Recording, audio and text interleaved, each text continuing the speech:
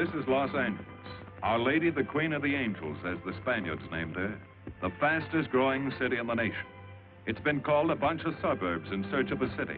And it's been called the glamour capital of the world. A mecca for tourists. A stopover for transients. A target for gangsters. A haven for those fleeing from winter. A home for the hard-working.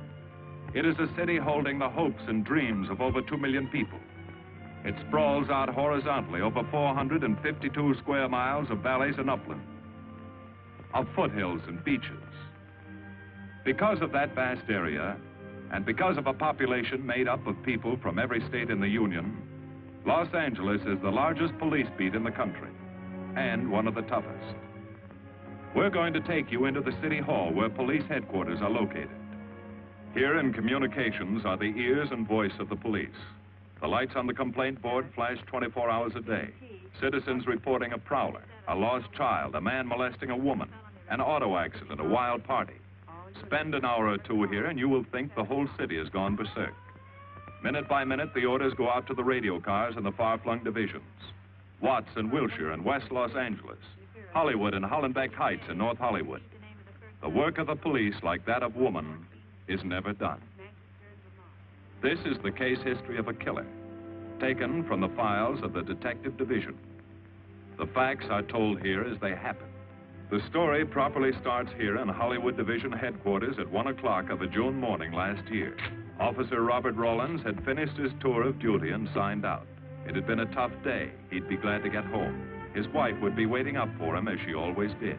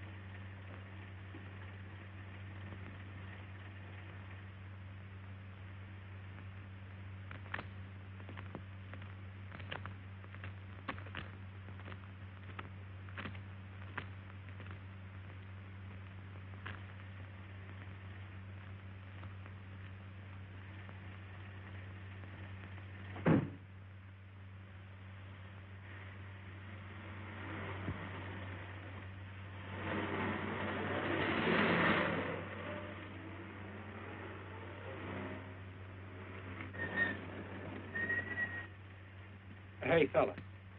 Come here. What were you doing back at that radio shop? Just looking. I was on my way home. Live around here? Yeah, a couple blocks down. Let me see some identification. Sure. Yeah, I guess I forgot my wallet. Look, lad, I've got to see some identification. How about my Army discharge? I got it right here.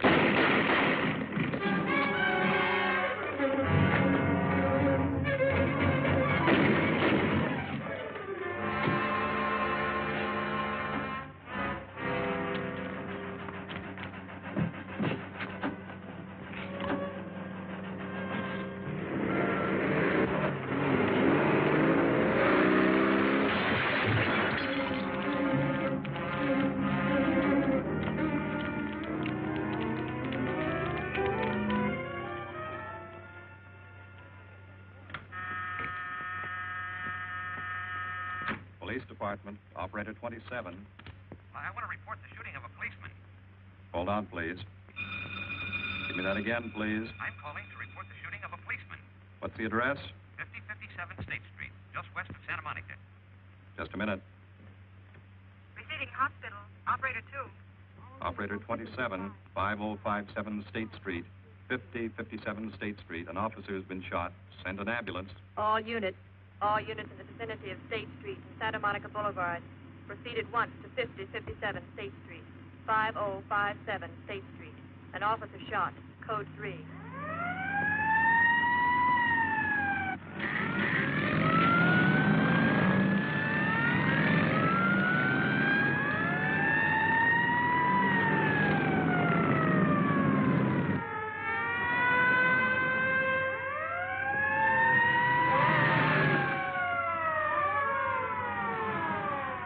To Control 1. Control 1 to 80K. Go ahead. This is Breen. Instruct homicide to throw out a dragnet and pick up all suspicious characters in the area of the shooting. Also notify Sergeants Marty Brennan and Chuck Jones to report to me at the scene of the crime. Control 1 to 80K. Roger.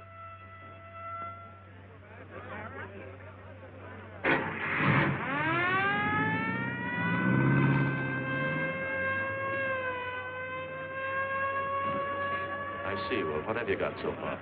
Well, not much, Captain Breen. A couple of cartridge casings. Oh, Marty, Chuck. Hi, Cap. Eyewitnesses? Who was first on the scene? Reported it. I was.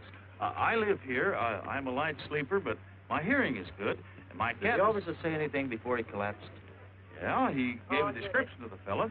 On the shooting of the officer. Suspect is a white male American. Age 26 or 7. 5 feet 10 or 11. 155 to 165 pounds. Brown hair. Regular features. Pencil mustache. Repeat broadcast. All units. Is that about it? Yes, sir, exactly. And the officer kept saying, he looked like such a nice kid. He looked like such a nice kid.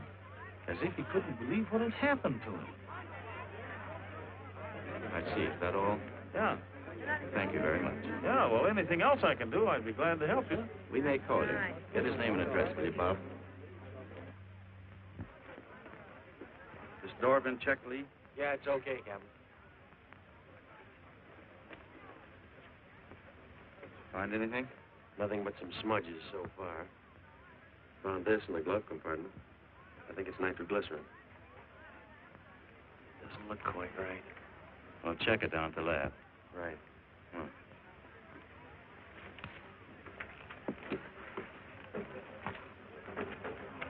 Open this up, Joe. No key, Captain. I'll try it open. Give me that bar, Frank.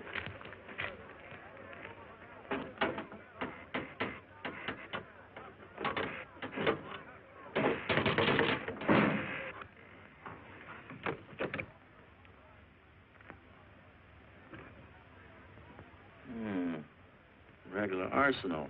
Yeah, get a load of that. What is it?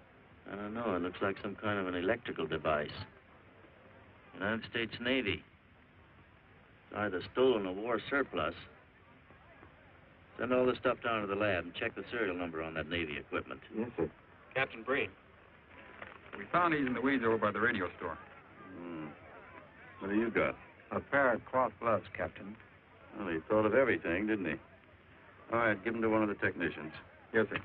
Marty, you and Chuck come along with me. Let's go downtown and see what they picked up in the dragnet. Right.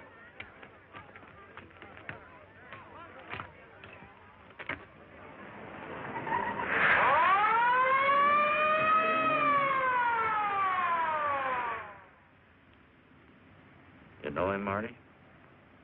Yeah. I know his wife, too. Ever since high school. Captain, I wish you'd let Chuck and me handle this case. All right. I don't want any dead heroes. I just want the man who shot Rollins. The suspects began to arrive at headquarters in droves. The police tossed every motel and hotel and many private homes in a 4-square-mile area around the scene of the shooting. Every available radio car and patrolman and detective was out on the dragnet. The strings were being drawn tighter and tighter. Many a man returning from a date or a late party or a poker game surprisingly found himself in a squad car, its siren screaming as it brought him to the detective bureau. The dragnet gathered in some strange fish, and many ordinary ones. All the rest of that night, the detectives probed, needled, questioned, quizzed. Everything was checked. Fingerprints, names, addresses, stories. Every fish in the net was examined. Most of them thrown back into the sea, not worth keeping. Except a few parole violators and slightly shady characters whose stories needed a lot of verifying. I wasn't prowling no cards. Just taking a walk, you know, getting in condition. You were running when the radio car picked you up. Yeah? Maybe that's why the guys call me Punchy. He's got a point there. 2 felony convictions, no warrant, no warrant. He's on parole. Book him, violation of parole. Let's have the next one, Joe. What were you doing in that vacant lot? The vacant lot. Lot? What were you doing in it at that time of night? Niệm của mình cũng cho lo ngồi ngồi xì hữu nội là ngồi ấy sang tập cái miền miêu lúc dưới lại của ngồi sinh thành nhé ngồi thành ca giờ ngồi từ lừa đầu ra sang gì. You say your name is Ralph Henderson. So what? Well, you know, it's a funny thing, Ralph. There's a guy around this town that's been wearing your fingerprints. Only his name is Pete Hannon. Okay. So I'm dead. So what's one more confession in my life? Now you're talking, Hannon. Okay, Andy. Oh, Harry. What have we got here? Oh, some robbery suspects. Candidates for San Quentin. Handsome here is the big shot. He runs the outfit. Have a gander at his record. Car theft, escape from reform school, robbery, assault with a deadly weapon. Not bad. Look at the heater we found on him. German Luger, fully loaded. Redhead here tried to carve up one of the arresting officers with this pretty toy. Nice boys. By dawn, many minor wrongdoings had been uncovered, and a few incipient felonies. The checking of the suspects had been thorough, painstaking, and tedious. But all the work was for nothing. The man who had shot Officer Rollins was not among them. He remained no more than a description, a shadow of a man, mysterious, elusive, deadly, hidden away somewhere in the vast city.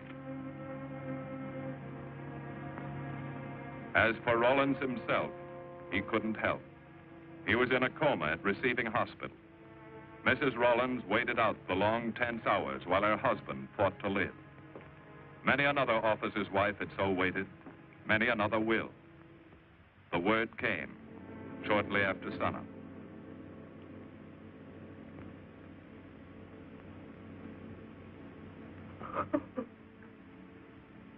Oh.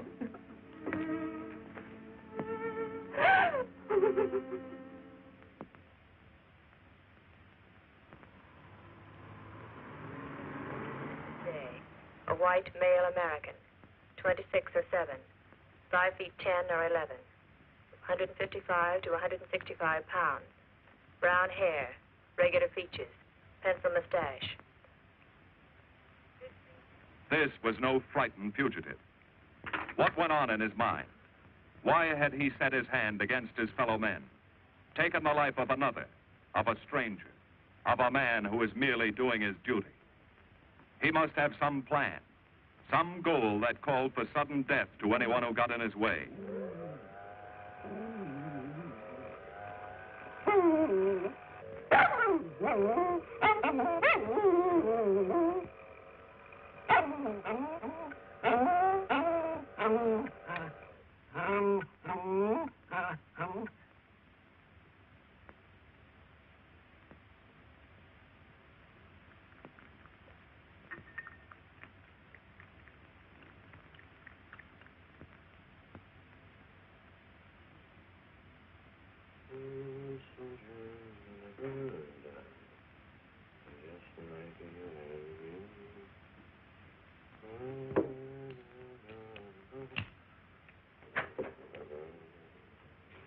Good morning, boys.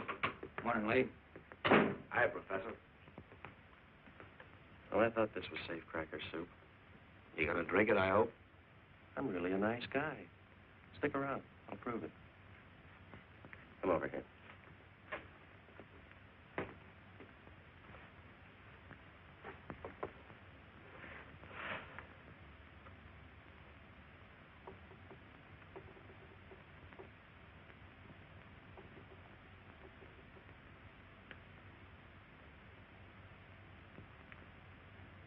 this for me, will you, Chuck? Thank you. Now, if you'll hand me that hammer, Marty. Thank you.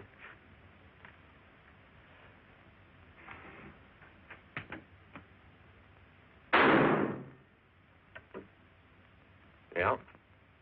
Nitroglycerin. I didn't ask for a collection of fingers, just fingerprints. All those nice fingerprints on the car belong to the man it was stolen from, Cap.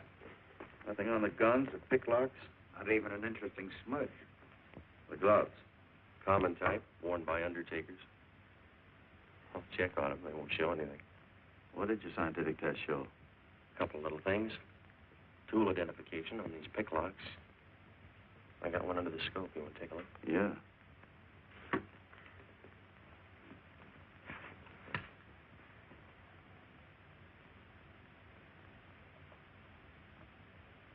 Take a look. I see.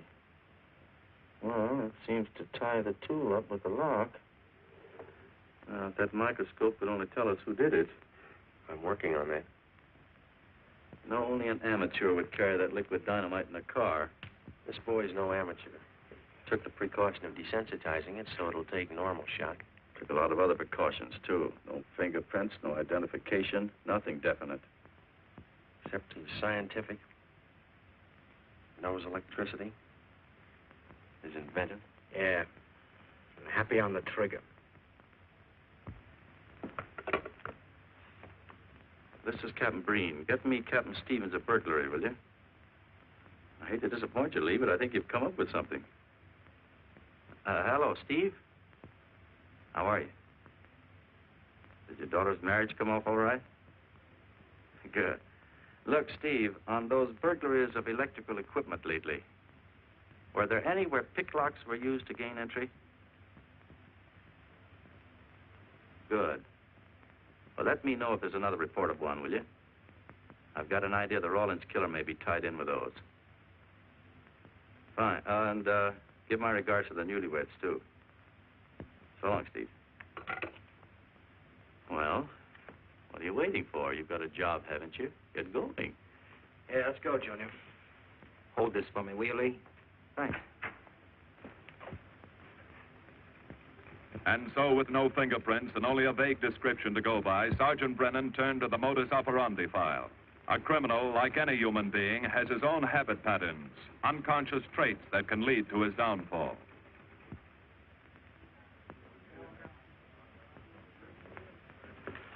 Well, there you are, Junior. List of burglars who use picklocks for entry. Oh, great. This narrows it down to just a couple of hundred suspects in this area. Give me a match, will you? That may not be so bad. This guy's improved on the system. Maybe he's left his trademark on some other job. Well, here we go, legging it all over town, asking a million questions. What you paid for, isn't it? Am I paid to associate with you, too, Junior? You could do worse. Not this year. Come on.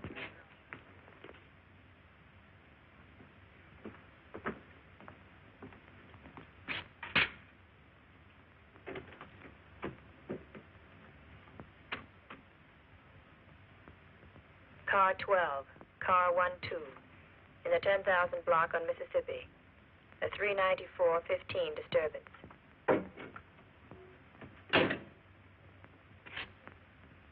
Car 80K, code 1.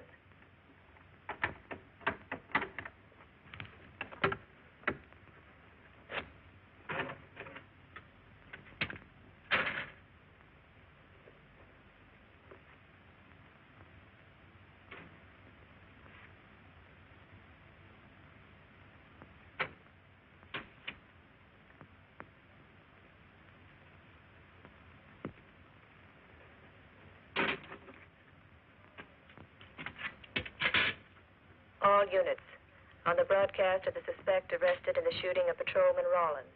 Cancel the cancellation. Suspect released from custody.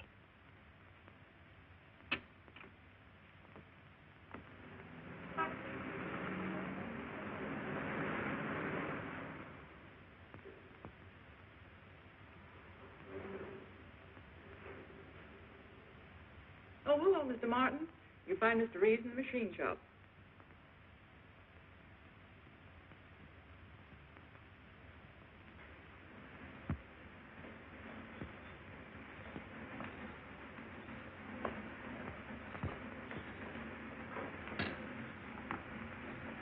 Hello, Roy. Glad to see you. How are you, Mr. Reeves? Hi. I was hoping you'd drop in. I wanted to thank you for showing us how to handle that repair job. Helped a lot.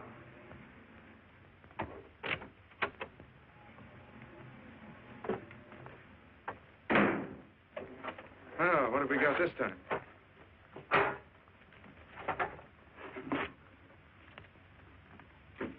A sewer graph.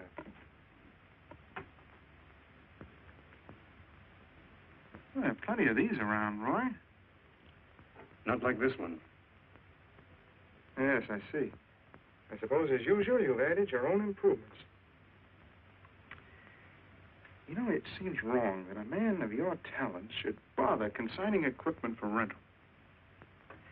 I'd like to see you devote yourself entirely to experimental electronics. It'll come one day. I'll have a place like this. Well, why wait? I've got a pretty good setup here. You'd have modern equipment to work with, a lab, and my confidence. Thanks, Mr. Reeves. I have other plans. But, Roy, you can't tell where it'll lead. Might even work your way around to a percentage of the business. I like it this way. You just rent out my equipment. All right. All right. But if you should change your mind. I'm not likely to change my mind. I suppose you want me to set this up for rental, too. Mr. Reeves, you've already got 5 pieces of my equipment. And you'd like to know what results I've had from the rental so far, Well, I can't say as I blame you. I think you'll find this satisfactory. Satisfactory. Goodbye, Mr. Reeves. And you'll come back again soon, won't you? Sure. Oh, incidentally, how's that television projector coming along? The one you said would reflect a 12-foot image. Still working on it. I just wanted you to know I've already set up a rental on it. In fact, I think they'd like to buy. It'll come pretty high. Oh, money is no consideration with this customer.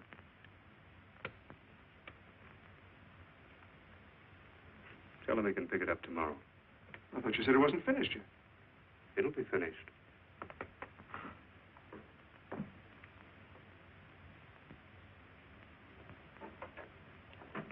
It uses an image fixer and then projects by ordinary incandescent. Roy, this is the best television projector I've ever seen. Let's hope that your customer thinks so. He will. Yes? Send him right in, Charlotte. There, you see, our customer is here, begging for the privilege of buying. Better be running along. I'm not much good at business. Oh, but Roy, he'll want to congratulate you. Just see that the price is right. All right, Roy. I'll get you a good deal. So long. See you.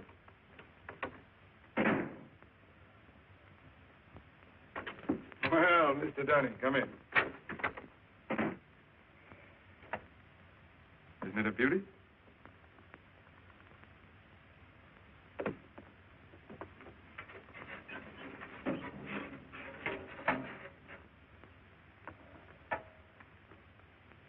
It's a beauty, all right.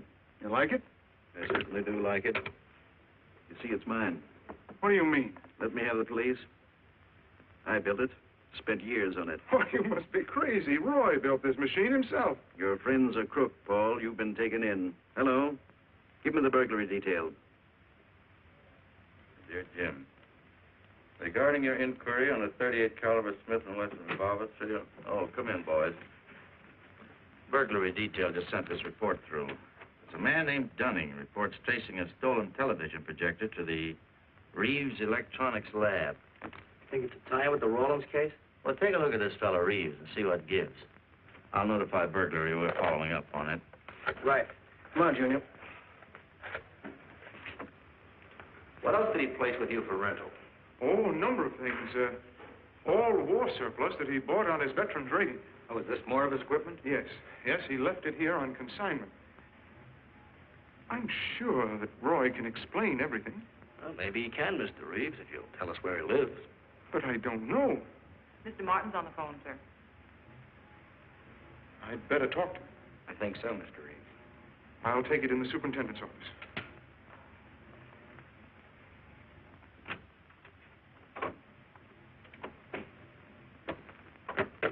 Tell him that you sold the set, and his money's waiting for him here. Find out what time he's coming by. Put Mr. Martin on.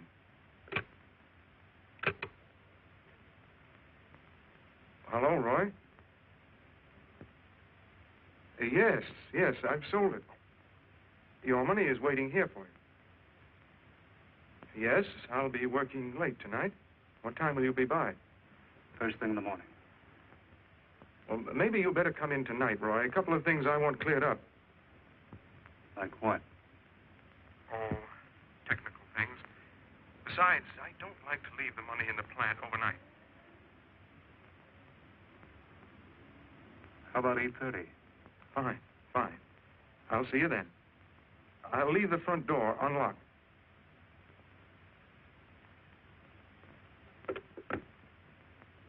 You'll be here at 8:30.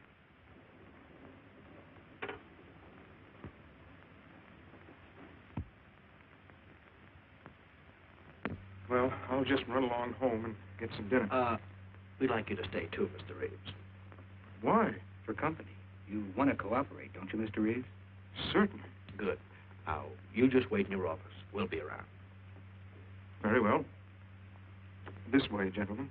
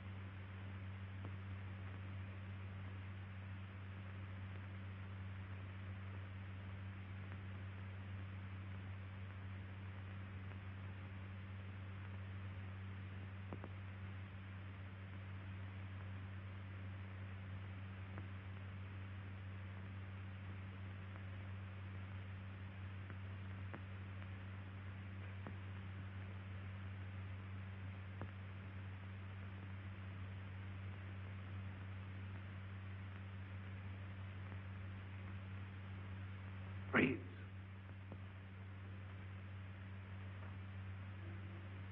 That you, Roy?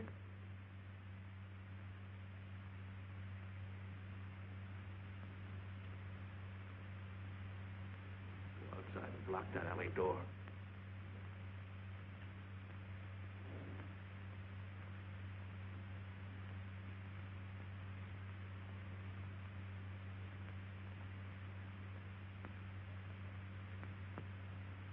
Where are you, Roy?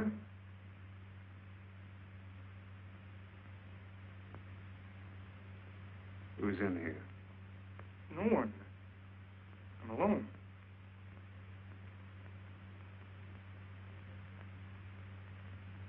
Come on in. I've got your money for you. Bring it out here. All right.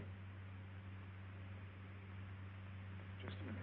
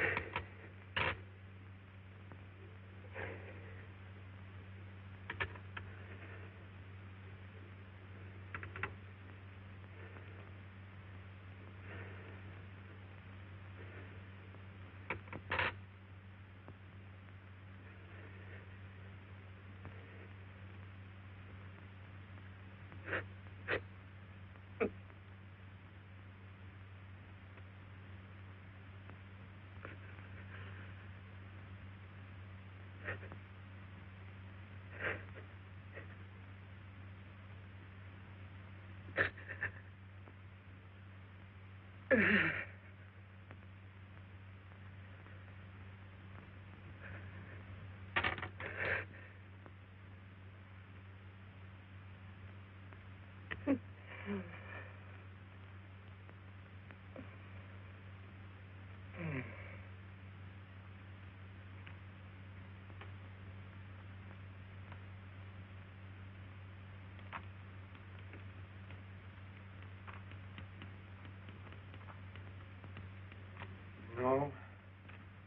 None of them even looks like Roy Martin. He had such a fine face. Didn't keep you from carrying a gun. Or didn't you know that? No, I didn't. I told you all I know, all he ever told me. What about his friends? Didn't he have a girl? No, I don't think so. He had no interest in anything but electronics. Where did he pick up the subject? Books, magazines. Mostly from the Signal Corps. He was attached to a radar unit. Get a teletype off to the War Department. That might help. Yes? Ready on your call to receiving hospital, Captain Breen. Hello, this is Captain Breen. What is the latest report on Sergeant Jones?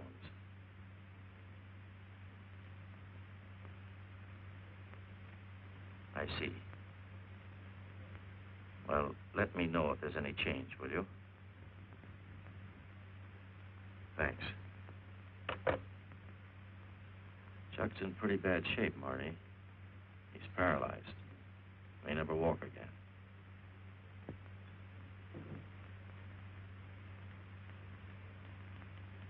Oh, I'm sorry. It's funny that Martin showed up at 7 when he told you he wouldn't be there till 8:30. I don't know why. Except he was always unpredictable. I'll tell you why. Because you warned him. That's why he came early. That's why he came in the back way. But you heard me tell him the front door would be open. And the key didn't let him in the back way? He must have had one made. Why don't you tell us the truth? Marty.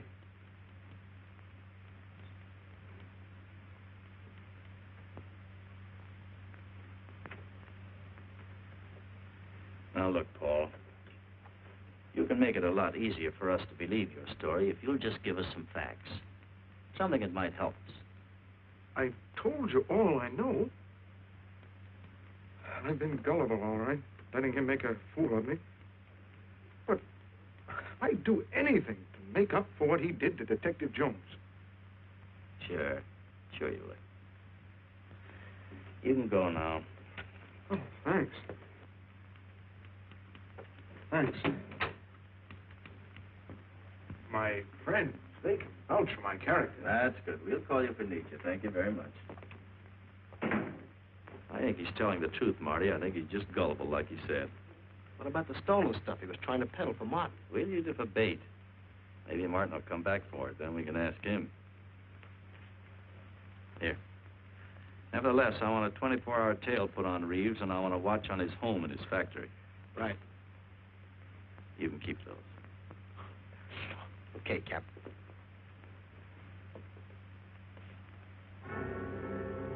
And now the killer changed his tactics, his modus operandi. It would baffle the police.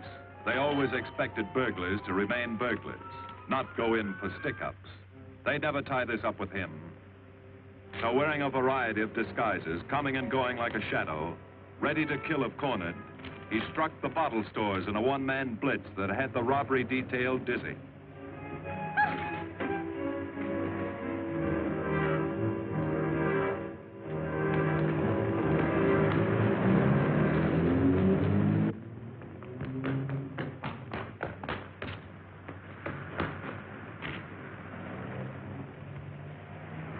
The killer, always resourceful, always thinking along lines that would baffle his hunters, had discovered an ideal avenue of escape. Under Los Angeles is a vast and intricate system of huge storm drains built to siphon off the flash floods of the rainy season. Many of the tunnels are large enough for 2 cars to drive abreast. Here were 700 miles of hidden highways, ideal for the use of someone who needed to hurry from place to place without being seen. Ideal as a hiding place for guns and supplies in case of emergency. What is it, Lee? Well, the reason I asked you to come over is I think I've hit on something. An identification? No, not quite, but a tie-up. Now, these are the shells from the gun that killed Rawlins. These were fired in the liquor store holdup in which the bandit got away. And these were fired at Chuck. Now, as you know, Every ejector, even in guns of the same model and caliber, is different. Each one leaves its own markings on the cartridge casing. Now look at these fine striations, this deep gouge. The same on all three. In other words, the man who killed Rawlins, and the man who shot at Jones and Brennan, the stick-up who's blitzing the liquor stores are all the same man. Right. All we need to know is what that man looks like. Get me Chandler in robbery, will you? I've got an idea about that. Also, it'll give us a chance to see if Reeves is on the level with us. Steve, Breen, about those blitz holdups you're on. Round up all the victims and have them down here tonight, will you? Oh, it's just a little scheme. Thanks, Steve. That's good. Now sketch another one of the same type, only this time thin it out a little, huh? All right. Hi, Lee. How's it coming? You ready for tonight? We'll be ready. Think it'll work? It should. Where'd you get the idea? From a kidnapping case in Chicago. I thought these slides might be an improvement over the method they used. Could be. Captain thinks so. Good evening, ladies and gentlemen. May I have your attention for a moment, please? You've all been asked to sit in on a little experiment tonight. We're going to try to build a picture of a face. A face of a man who's cunning, resourceful, and deadly. He's a man who killed a police officer. Now, some of you he held up at the point of a gun. You may have seen his face, remembered something about it. And we want you to tell us exactly what you remembered. Whether it's his hair, eyes, nose, or mouth. And we're going to try to put those pieces together so that they add up into a picture of the face of the man we want. Now, you can see how we're depending on you. Lights? Now, first, we're going to concentrate on the type of hair our man had. And if the picture looks anything like his hair, I want you to speak right up. All right, the first slide, Lee.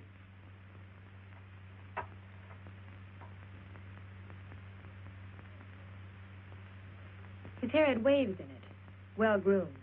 That's the idea, Miss Smith. Is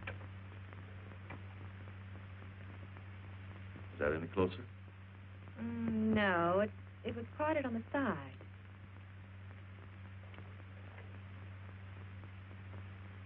Oh, that's more like it, except it was thicker.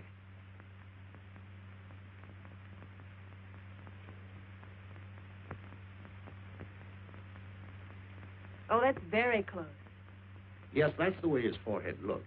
It was broad and high. All right, hold that slide. On the next series of slides, we'll take into account his eyes.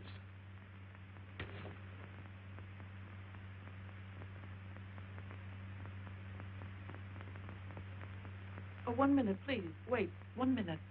His eyes were a little like that. Maybe a little smaller, like beads. Go on, Lee.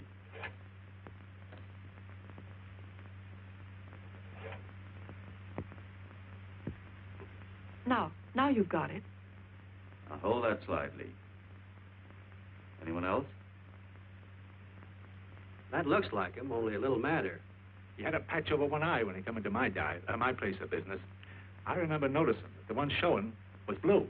Well, the guy that stuck me up had on horn-rimmed glasses. He was wearing a Band-Aid across his nose when he knocked me over. Uh-huh. All right, hold that, Lee. Well, so much for the eyes. Go ahead.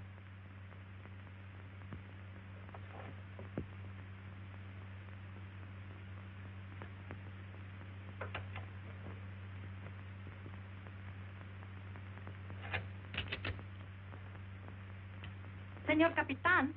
Yes, Miss Montalvo? Ay, ¿cómo se dice en inglés? A sus órdenes, señorita. Ah, qué bien. En este bandido, la nariz fue chata, como aquella, pero un poco más chata y más ancha. Like that, Captain, but more snub, wider. Try another one, Lee. Como aquella, casi la misma. She says that's about it. Thank you very much, Miss Montalvo. Get Reeves. Any more comments? That's pretty close, all right. Pretty close. Perfect. All right, now we'll start on the mouth and chin. The next series lead. I think his lower lip stuck out more. The mouth was thin and mean, like it never laughed. Go ahead. Something like that, but thicker lips. There. That's it. That's him. All right, now hold that right there, Lee. Oh, come in, Mr. Reeves. Good evening, Captain. Did you ever see that face before? Why, it's Roy. Except for the hair being a little lighter and the eyebrows heavier. It's Roy. You're sure? I'm positive I'd know him anywhere. Lee, I want a retouched photograph. Now lighten the hair and give more body to the eyebrows. Right. Lights. That's all. Thank you very much. You've been a great help. It's positively amazing how you found out what he looks like. Well, we're looking for an amazing criminal, Mrs. Johnson. Thank you and good night. Good night, Captain. And so the face of the unknown killer, built up from fragments of evidence, was sent out all over the country. To chiefs of police, to sheriffs, to county constables and county jailers, to the wardens of prisons, to all postmasters and postal inspectors, to the agents of the Treasury Department, to the FBI. They showed that picture to the inmates of jails and prisons, to men with a wide acquaintance among the cat burglars and the violence boys. Informers and conmen and sharpshooters were quizzed, those on the fringe of crime and those deep in the rackets. Many wanted to help. Nobody could. No one in the underworld recognized that mysterious face. He was as unknown as if he had lived in the 16th century.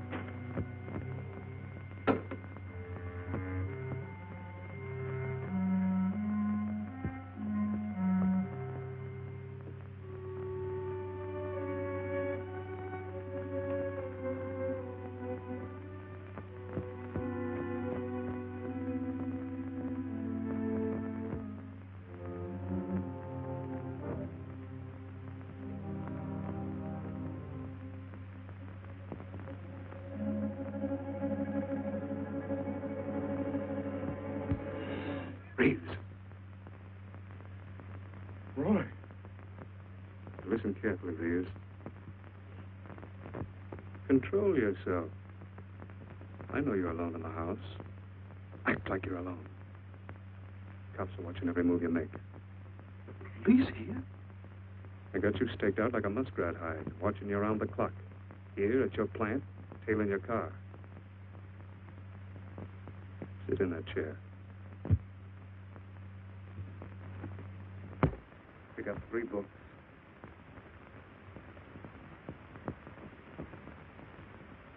Don't look up and don't answer me. All right. So glance at the book.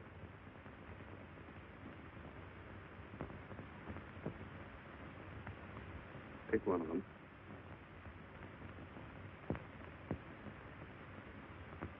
Okay. Now, that's the book you want to read before you go to bed.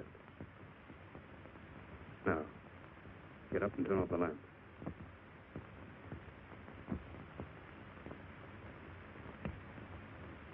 Come here. Come here.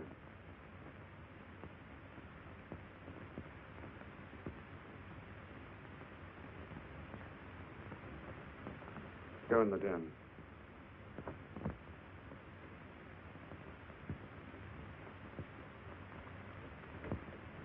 Pull the straight stack.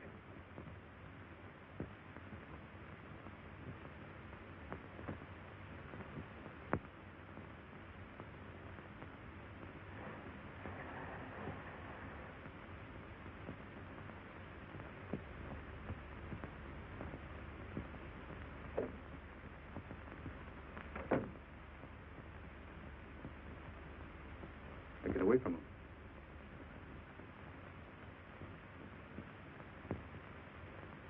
What do the cops know about me? Not very much, Roy. No fingerprints. They haven't even got a picture of you. They're trying to make one.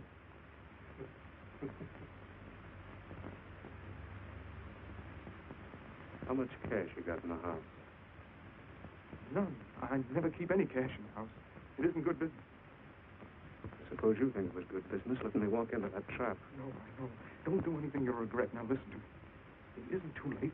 Give yourself up. Come to your senses before you kill someone else.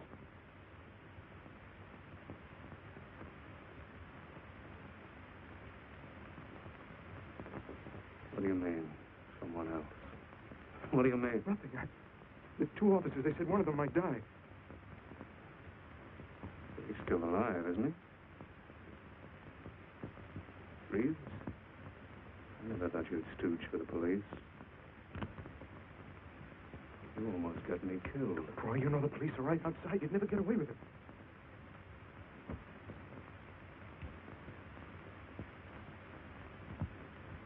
That's right. Now you're being sensible.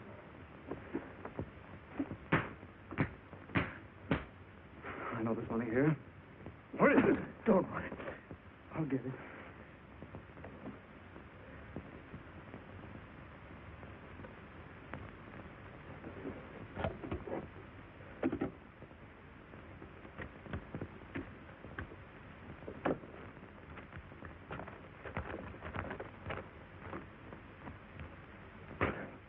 It's not enough. Stuff you've got in mind is worth thousands. I'll get more. Get it. Keep it handy. I'll be back next week and next month. But get it and have it ready. Just give me time.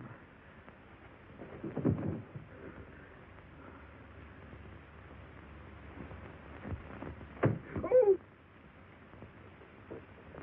Look, I don't want policemen outside my house following me around. That's what made Roy suspicious. I'm leaving in the morning. I'm afraid I'll have to disappoint you, Paul. Unfortunately, you're our bait. I won't do it. I've done enough. Look, no one's done enough until we find this killer. I asked you to keep a sharp lookout on this house, Marty. I did. Two of the best undercover men in the department were assigned here. I didn't keep Martin from getting in. What's the matter? You tired?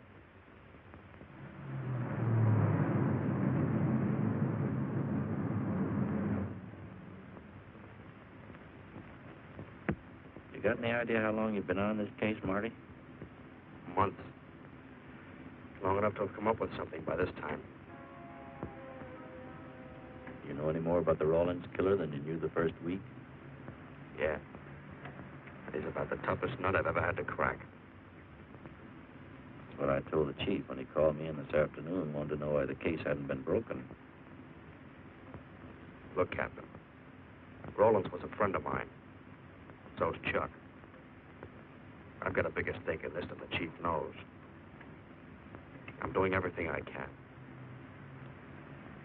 I'm afraid it's not enough, Marty. Maybe you're too close to it to see it clearly. Maybe it needs a fresh team, a new viewpoint. I think you better take a couple of weeks off, Marty. Starting tomorrow. Anything you say, Captain.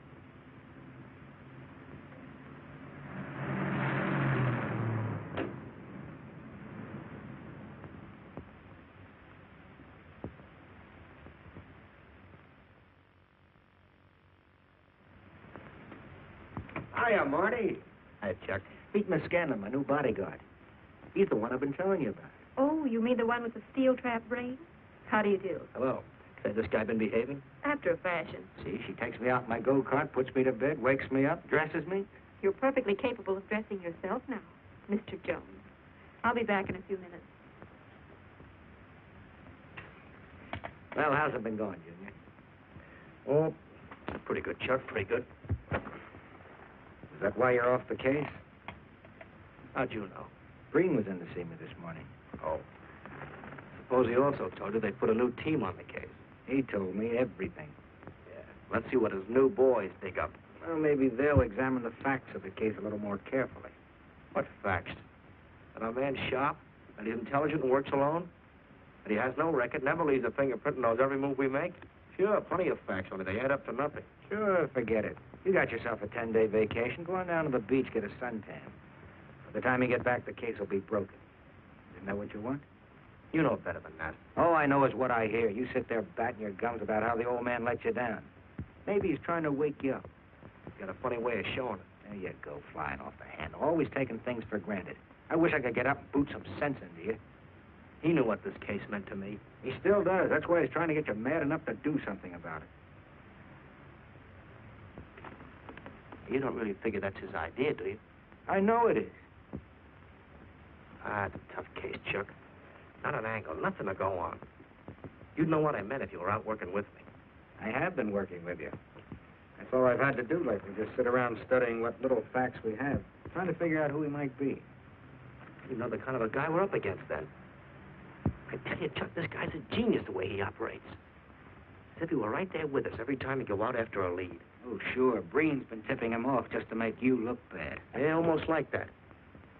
Well, he beats us to the punch every time. There's your angle. You just hit it on the head, but you don't see it. Look, start at it. 1, he's unknown to the underworld. 2, he beats you to the punch, right? And 3, it's almost as if he were with you. Isn't that what you said? Yes. We'll tie that up with a lot of other little things, like the fact that he uses a police gun and the accuracy of the shooting. Anybody could buy a police gun, and the Army could have taught him how to shoot. Yeah, but who taught him how the police operate? Oh, I know what you're driving at, Chuck. But a cop. Those things happen. Yeah. Now, if I were still in the case, I'd start with our own department first, then Santa Monica, Culver City, Burbank, Pasadena. See you later, Junior. Hey, don't let him out of your sight, beautiful. It's the first time in years he's used his head.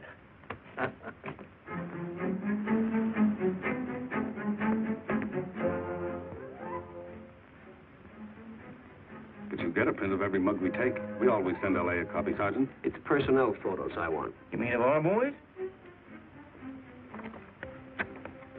That's Roland's killer, isn't it? That's right. You've checked your own department. We did that first.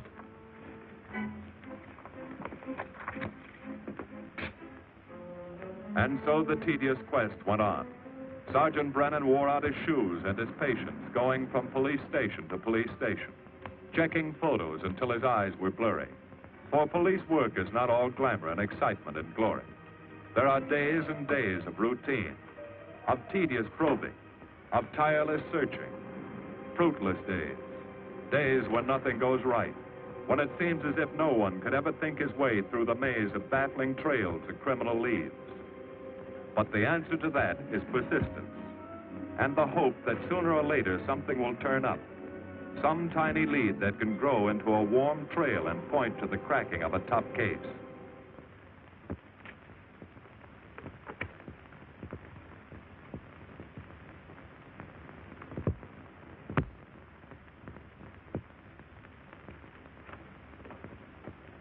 Well, that does it, boys.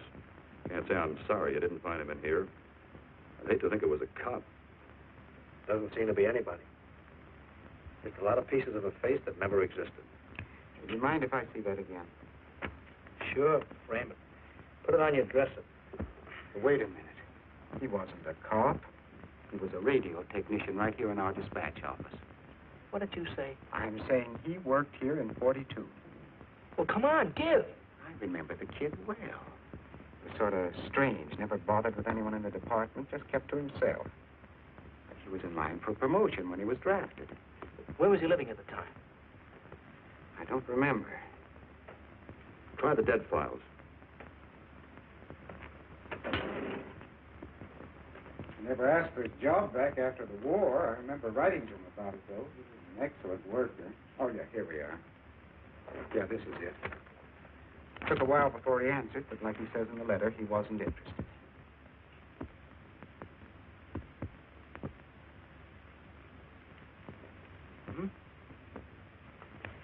Postmarked Hollywood. No return address.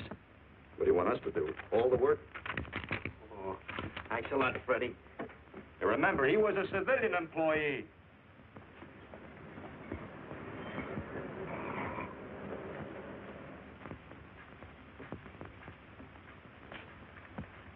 Well, how about it? Anybody recognize him? Not on my route. I never saw him before.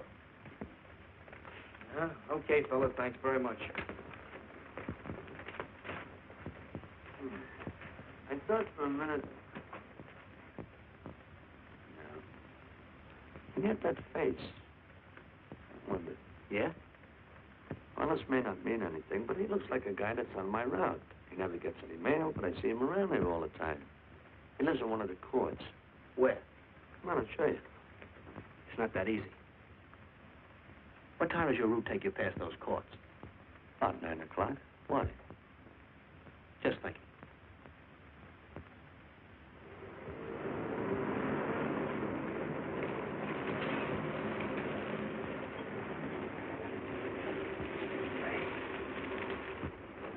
You got any chocolate milk? Sure have, buddy. Yeah. Thanks. What's your pocket? Straight on back. Second in the yell. Number 7. Right. Kind of warm today, huh? Oh, it's not too bad for this time of the year.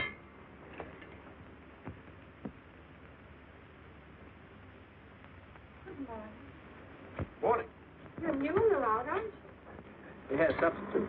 What happened to the elephant? Sick. Oh, what's the matter with him? I don't know. I catch everything. Hear about it in the radio, and next morning I got it. Too bad. You aren't very social. The regular fellow always stops and talks to you. Sorry, Eddie, I'm a little late this morning.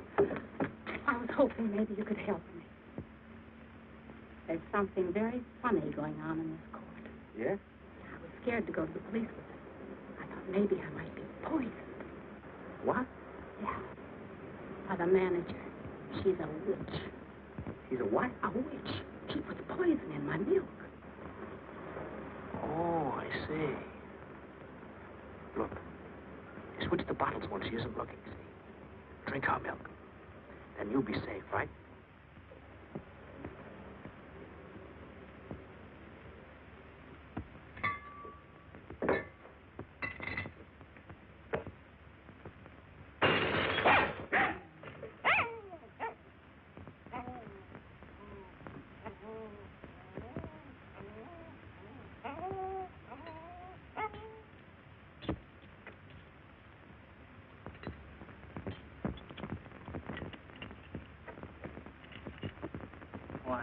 I had a little accident.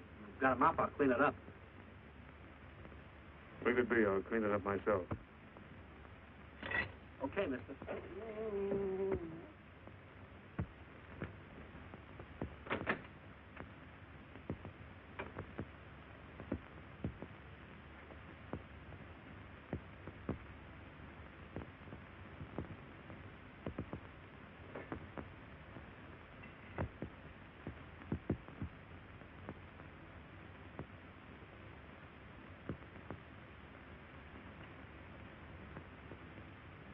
The place is called Bellevue Court.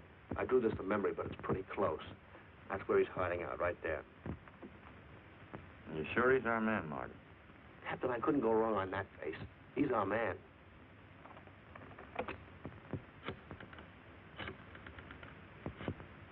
Now, there are 5 cottages in this area, and 2, number 6 and 7, in the L at the end of the row.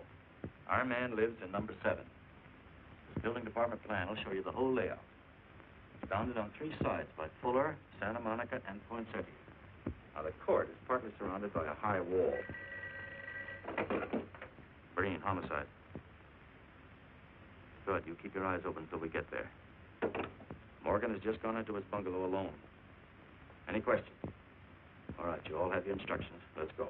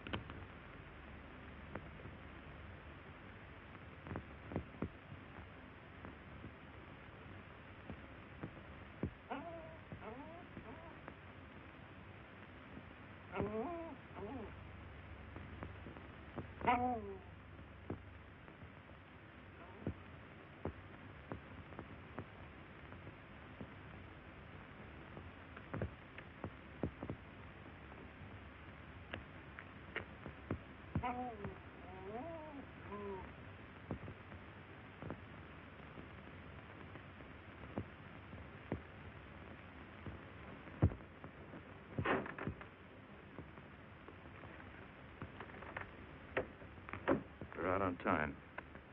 Wait 5 minutes. Go around and block the side entrance. Keep your lights off.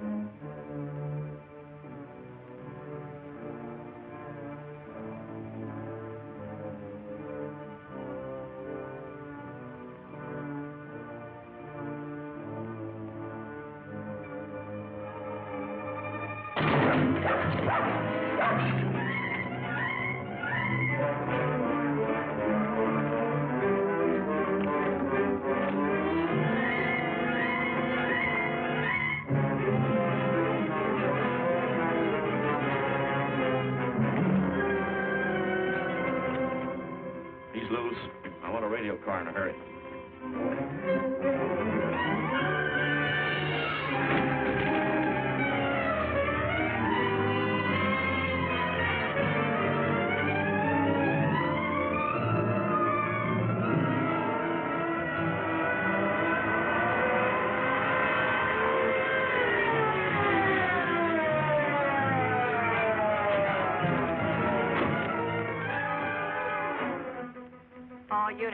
All units in the vicinity of Santa Monica and Fuller. The murder suspect in the Rawlins killing is at large.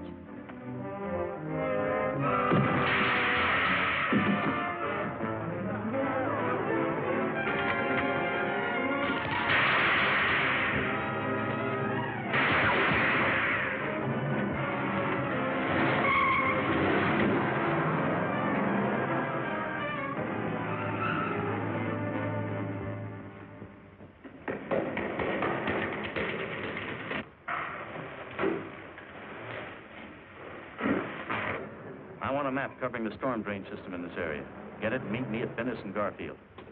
Jones, Miller, you stay here in case he comes up for air. I want a man at every other drain entrance along this line. Got to come up somewhere. Come on, Marty. You're driving.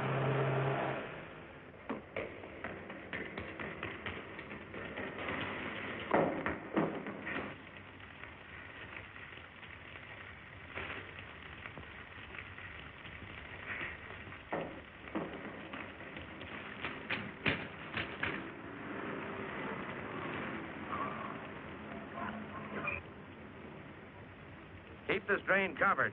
It's liable to pop out anywhere.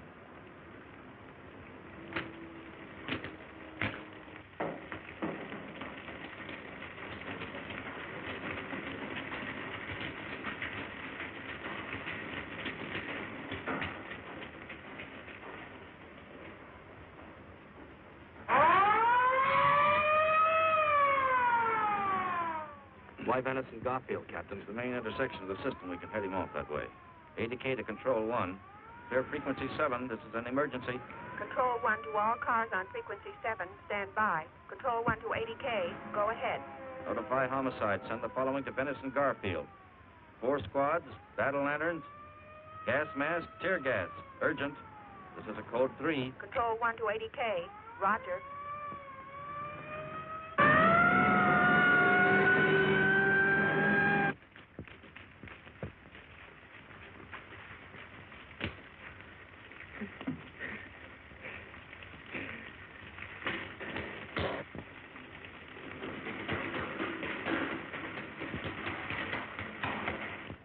Probably head down this main drain to where it comes out at the Rio Hondo.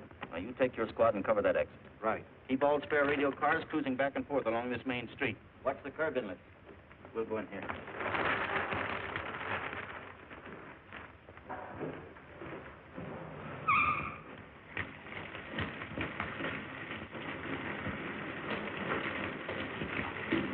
Any sign of him?